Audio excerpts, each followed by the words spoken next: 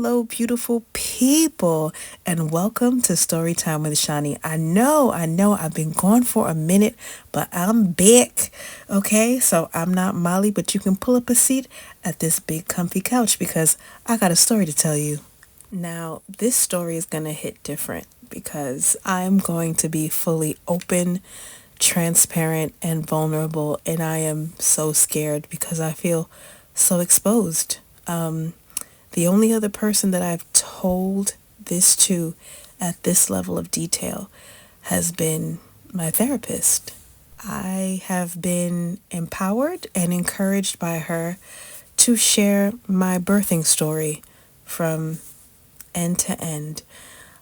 I share this with you all with the hopes that it really brings awareness to what my experience was like navigating my pregnancy within the American healthcare system, as somebody who is highly educated, had a six-figure corporate job, access to healthcare with private insurance, and it still, none of it was enough to save me from the tragedy of a stillbirth.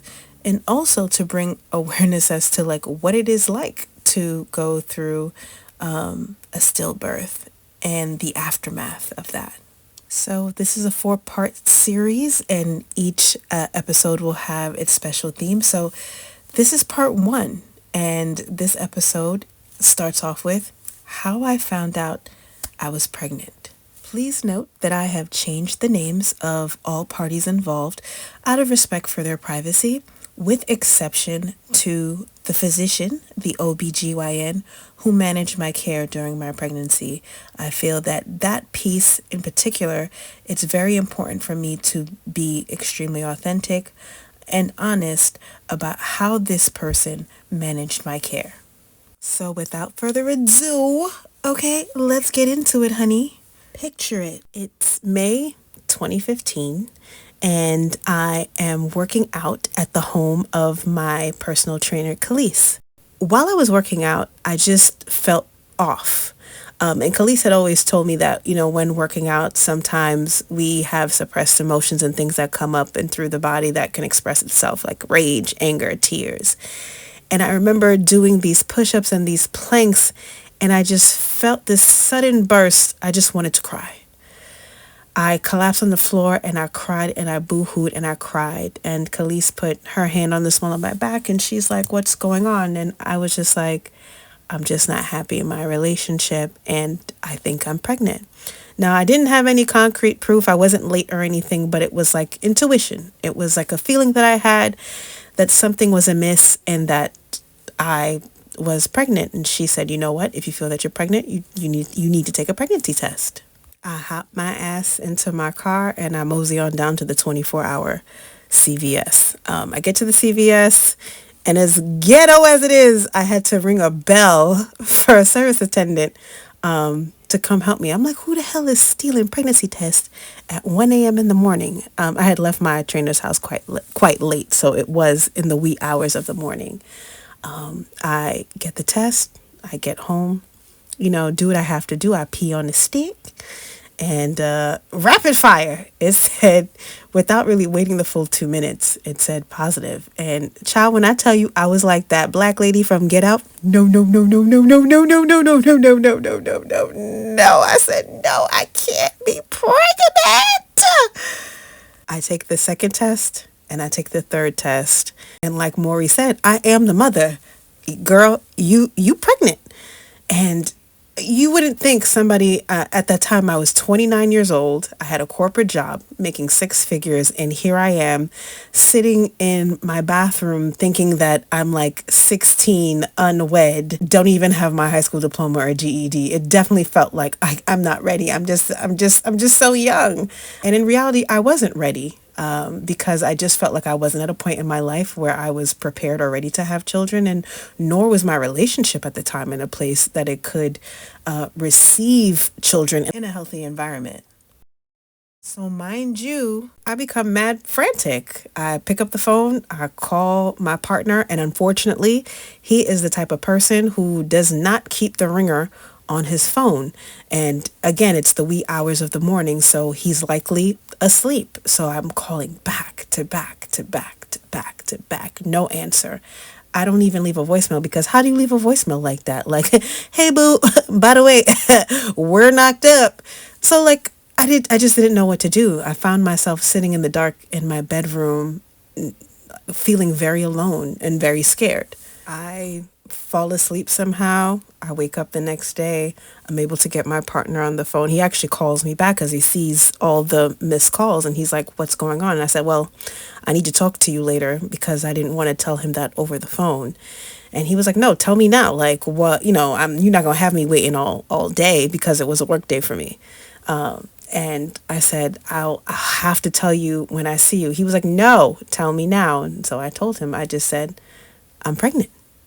And he was, from what I remember, real quiet. And he was like, okay. And so we made plans to meet up in downtown Brooklyn, by the Shake Shack. Outside, there were park benches there. So we meet up, and it was a very warm day. It was a very beautiful day. I wasn't wearing a jacket or anything like that, and it was pretty busy. It was like after school time, and of course, if you're familiar with downtown Brooklyn, it's a lot of hustle and bustle. So it's a lot of people around us as we're sitting outside the park bench, by the Shake Shack. So pretty much right off rip, I tell him, like, I can't keep this baby. And I start to relay the fears that I had about carrying this entire pregnancy, and the concerns that I had, about our relationship. Our relationship was just not in a good place. I had envisioned that by the time I had children, that I would be within a loving, happy, healthy, and stable marriage. And my relationship didn't even reflect the foundations of what I wanted that marriage to be. So I felt that children often change dynamics of relationships. And I was just like, okay, our relationship isn't even that great. So adding a child to it isn't going to make it any better.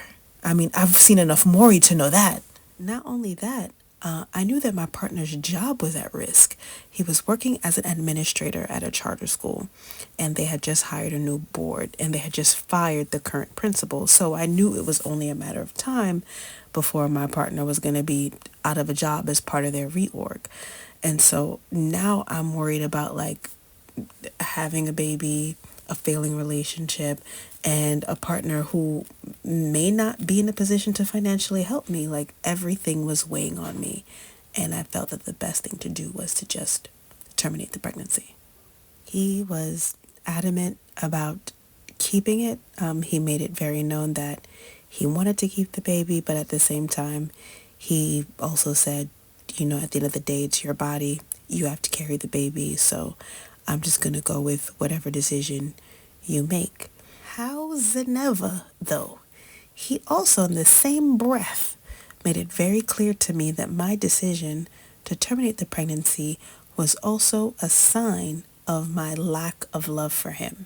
This was not his first pregnancy. The partner that he had prior to me was also pregnant. Although he made it seem that the paternity was questionable, she decided to terminate the pregnancy. He said, well, it's very clear that you don't love me and she didn't love me either, because why would you both decide to terminate my child? And I was like, look, whatever she decided to do with your baby, that's y'all's business. And clearly y'all are not together for a reason. And I'm not going to make a decision for my future based on your past. Like, that's crazy. Now, I'm feeling mad overwhelmed in this moment, because now I'm dealing with the shame and the guilt of deciding to terminate a pregnancy because my partner says, well, you don't love me if you decide to do this.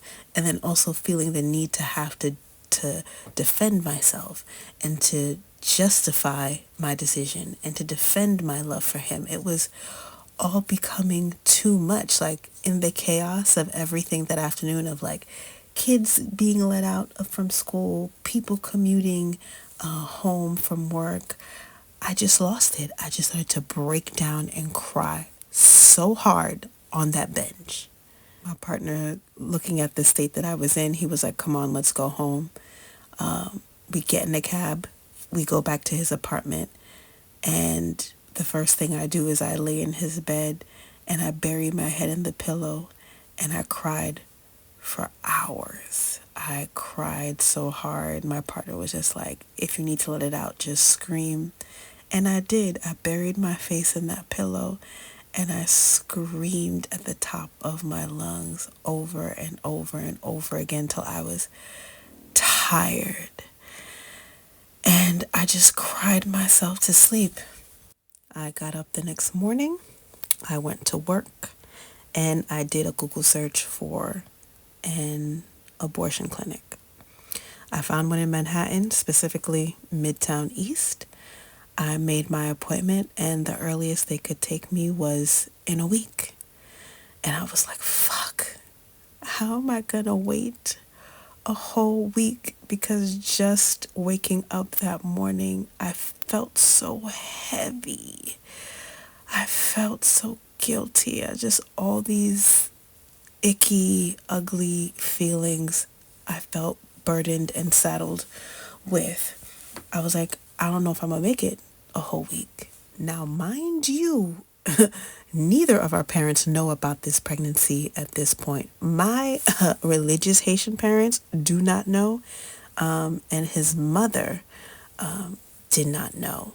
His father at the time was living in California and they were a bit estranged, so they didn't really have much of a talking relationship. But I knew for sure that I couldn't go the 7 days without telling my family. I was living with my parents at the time, and my father and I have a very close bond, so close that he can actually tell what I'm feeling and how I'm feeling without me having to say anything. So I knew that if I didn't say anything, he was going to pick up on it and then question me about it. So I was like, okay, well, I have to tell them, but I was scared as fuck. Like, I told you I have Haitian parents. So that weekend I approached my mother, and like a bumbling idiot, I was just like, stuttering, trying to ask my mom, do you know, any of your friends or anything has had an abortion and stuff? And I'm just curious, like, how do they feel? As if I'm, like, me trying to be coy. It was not working at all. My mother was like, oh, what are you talking about, abortion, friend? You trying to tell me something? And I was like, no, like, I'm just, I just asking a random question on a Saturday afternoon at 2 p.m. about abortion has nothing to do with me, right? My mother's like, oh, you pregnant? And I was like, yeah, I am. She was like, wow. She was like, you have to tell your father. And I was like, no, I don't. She's like, oh no, you have to tell your father. You have to tell him now. I said, now? Like, can we wait a couple days and something? She's like, no, you have to tell him now. And my father was sitting out in the backyard by the garage. He was cleaning out something in the garage, so he was in there. And so I dragged my feet like I had two club foots and slow walked my ass all the way to the garage. I went outside and I saw him sitting in a chair, and I pulled up another chair in front of him. I sat down and I looked him in his eyes and I said, Daddy, I have something to tell you. And he just looks at me and I just say it very plain. I said, Daddy, I'm pregnant, but I'm not going to keep it. I made an appointment at the abortion clinic for Tuesday. He was still quiet. And at this point, I'm mad scared because one thing about me, I'm a daddy's girl and I never want to disappoint my father. And I thought in that moment I was such a disappointment to him. And his reply to me was, I don't want you to terminate it. I know this is not the best circumstance for you, but I would want you to keep it. I want you to reconsider. And he also said, should you still decide to go through with it, I will always love you. because you are mine. I won't disown you. I won't treat you any different because you are mine. He then asked me what my partner wanted to do.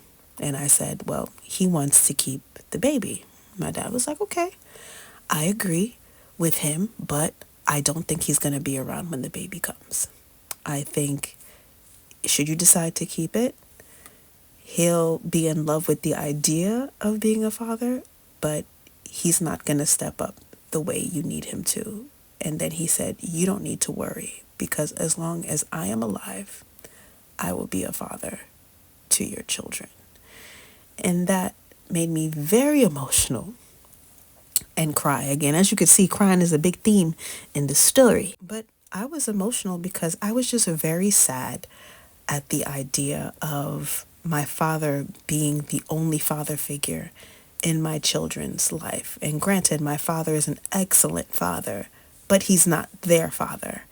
And their father should be able to fill that role of being an excellent father and role model for his child. Not my dad. My dad is just designed to be there to spoil them and get on my nerves while doing it. I told my dad I was still moving forward with the appointment. And, my father told me he loved me and, he would support me either way. And for the next several days, every single night up until that appointment, I cried myself to sleep.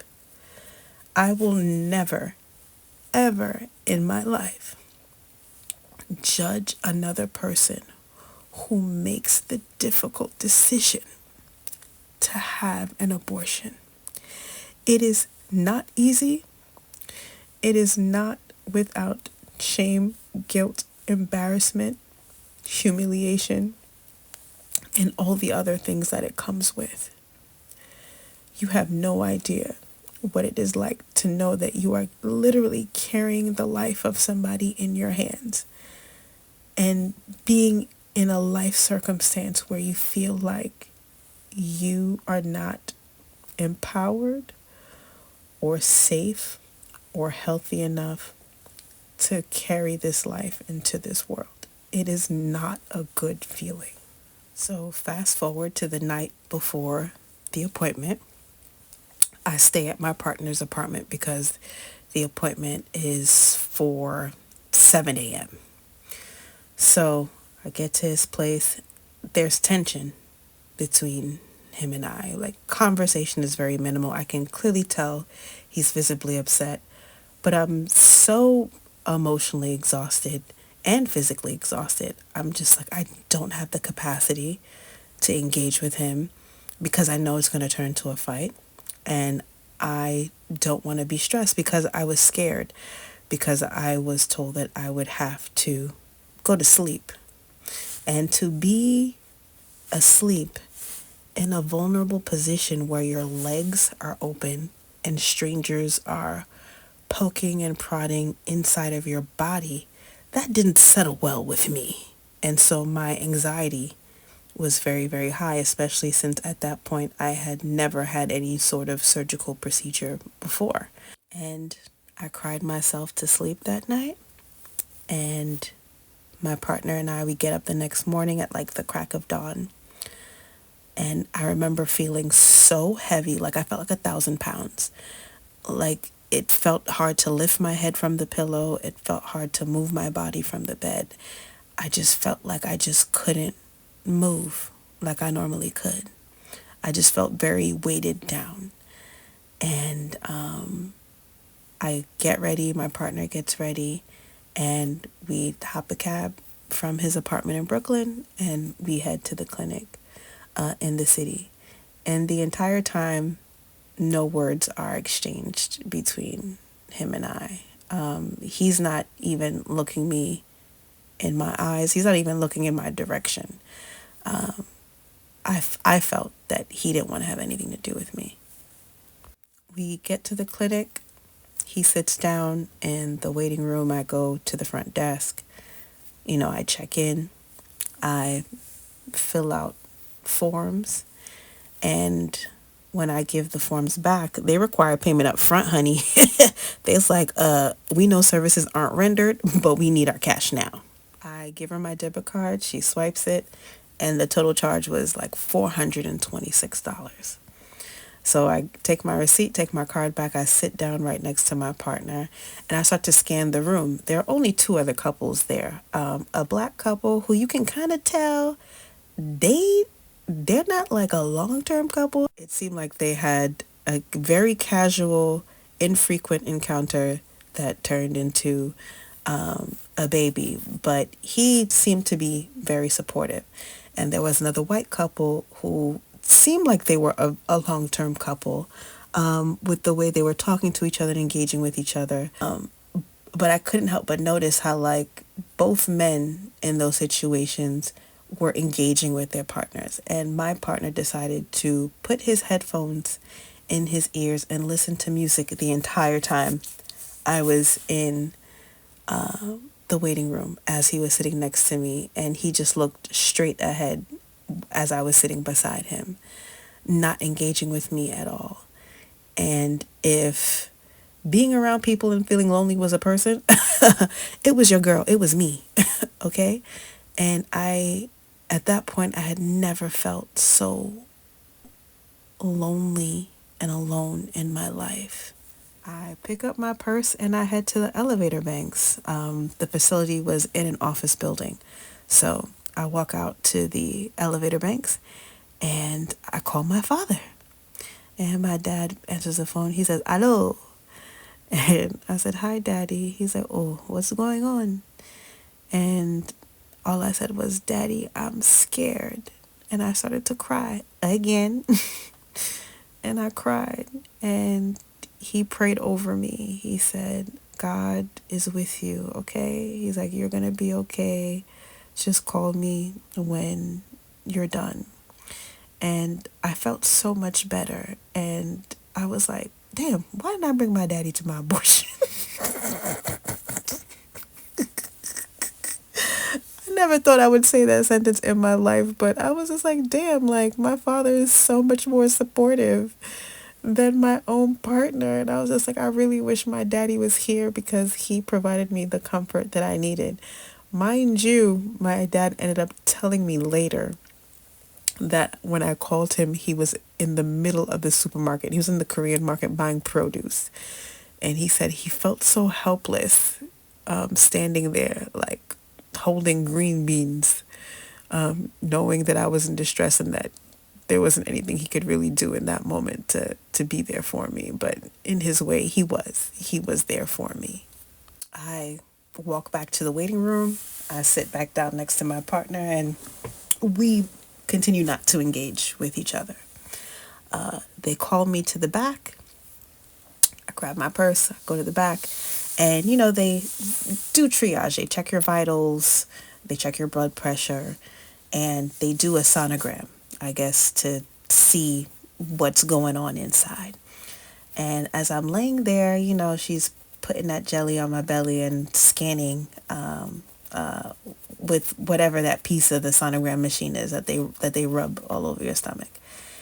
And she says, "Oh, it's a twin pregnancy." I said, "What?" I said, No, sis. I think you ain't clear your screen from the person that was here before me. Ain't nobody there before me. I was the first person there."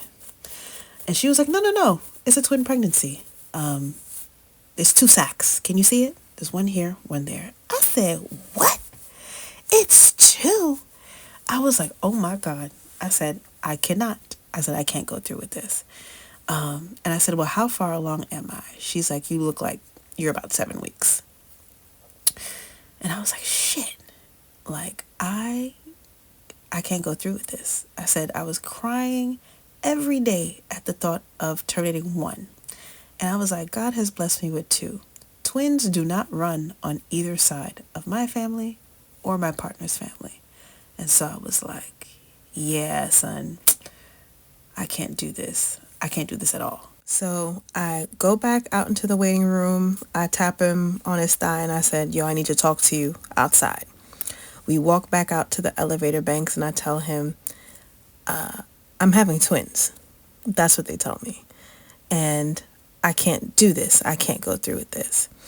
And I was expecting him really to be happy or relieved because this whole week he was really pushing for this pregnancy to happen. And instead, I was met with somebody who was visibly upset. And he tells me, "You are such a coward. I knew you were going to do this, and because of the way you've been flip-flopping back and forth." Who been flip-flopping over here? I don't even wear flip-flops, okay? I'm like, where is this coming from? I said, how was I flip-flopping? This is the first time I've changed my mind since the day I told you I was pregnant and that I think we shouldn't keep the baby. So I'm like, where is this flip-flopping coming from? And also, I thought you would be happy. And so now he's like, well, how is this going to make things any easier for us? Because all the reasons you gave me were for one baby. You think with two it's going to be any easier? I said, okay, you have a point there. But at the end of the day, I just feel in my heart of hearts, I really can't go through with it. It was hard enough to think of terminating one baby, but two, I just can't bring myself to do it. I said, if there's a will, there's a way. We're just going to have to get through it and support two babies. We leave the facility then and there. Like, we don't even go back into the waiting room. And that was $426 that I lost. And they told me when I checked in that whether or not I go through with the procedure, I would not get my money back. So apparently there must have been a whole bunch of women who were a bunch of Sha'Carri Richardsons like myself who would change their mind at the last minute and run. So we both hop in a cab shortly after getting something to eat from across the street. And we go back to my house. My dad is already home. He's standing in the living room, like looking at me as if to say, like, yeah, I did it. And I told him, no, Daddy, I didn't do it. And on top of that, I'm having twins. And he was like, what? Like, he didn't say it, but his facial expression clearly read it. And it read panic and worry. And surprisingly, in that moment, I actually started to feel a lot of joy and happiness. And I didn't feel the panic or the worry that my partner had and that my dad had. I don't know where that feeling for me came from. Maybe it was because I felt relief from not having to actually go through from the abortion, or maybe it was now the excitement of like, wow, I'm going to be a mom settling in, or it could have, it could have been an amalgamation of things. I call my childhood friend Nadine. We have been rocking with each other since we were 11 years old, and I let her know that I'm pregnant and having twins. And she freaks out in the best way possible, and she was like, you sound surprisingly very calm, and I'm over here freaking out like I'm the one having twins. And I was just like, well, they're already here, and it's like a 2-for-1 special. I can't really give one or any of them back, so I guess I just got a deal. But little did I know that that would probably be one of the last times I experienced any sort of joy within my pregnancy with what I was about to endure.